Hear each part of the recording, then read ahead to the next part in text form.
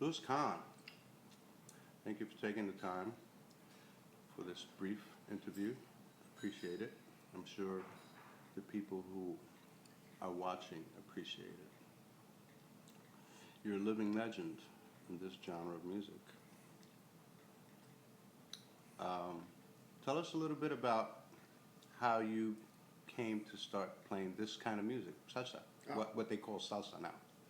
yes, they didn't call it salsa when I first started.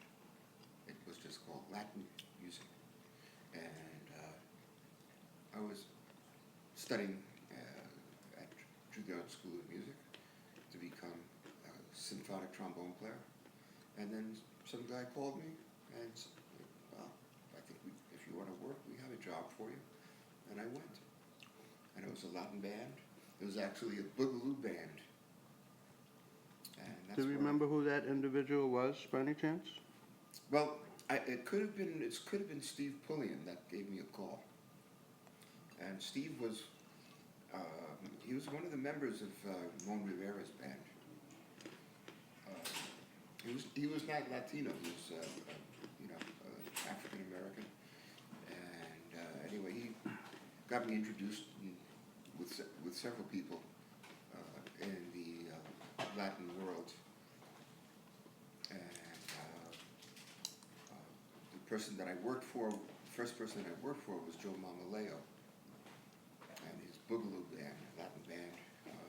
He had a little ensemble. He played piano and vibes, and it was, I think, a quintet or sextet, small group, and I played trombone. So, were you familiar with it before that gig? Were there people who that you? Well, yeah. I mean, I was just heard it on the radio. That's the only way I was familiar with it. Never before. Um, who were your inspirations as far as when you were that age? Who probably classically trained people, but still, who were the people that you aspired to be able to hopefully one day play like? Well, that's a good question. Um,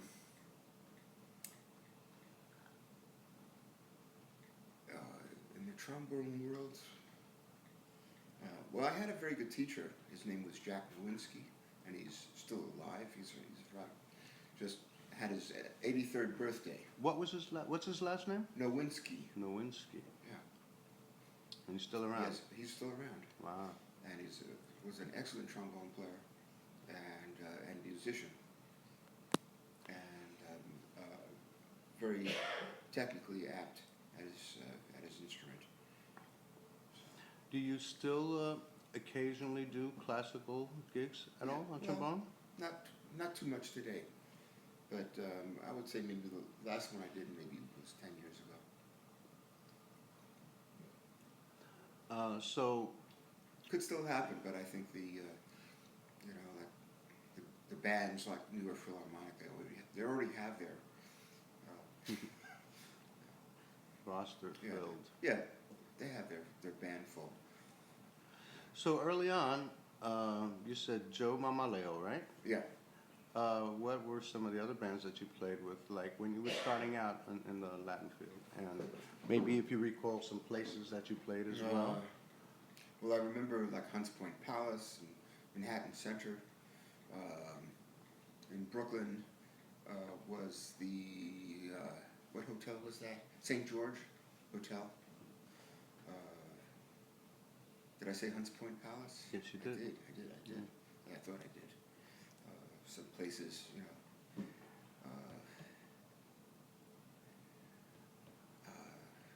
well, I guess Okay. Casino 14, Corso. But that's a little bit after. That's after I met Larry. Right.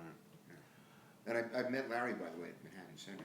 I was playing with Joe's band, and Mark Weinstein was playing with him, and Jack Hitchcock. Playing with Larry at the time? Playing with Larry, yeah. Oh, okay. And but before Larry, were there and between Joe Mamaleo, were there some other bands There that you played probably with? were. I just can't remember the names. A long time ago. I played with a little group. It was also a small ensemble, and I think Artie Webb was part of it.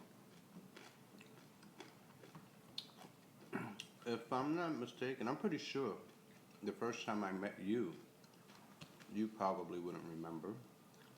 Probably not. I'm sorry? Probably not. It was a recording that Larry was producer, a Latin rock band called Seguida. Ah! Why wouldn't I remember that? Well, I was in the band at that time, Yeah. and that's how Larry first heard me, and you recorded on that first recording. So that's how I met you. And then, as you know, a few months later, Larry called me to sub for Ralph Castrello. Mhm. But we're not talking about me, so let me shut up. Tell me It's okay. Tell me some more about your early years. Wait, 1 second, please.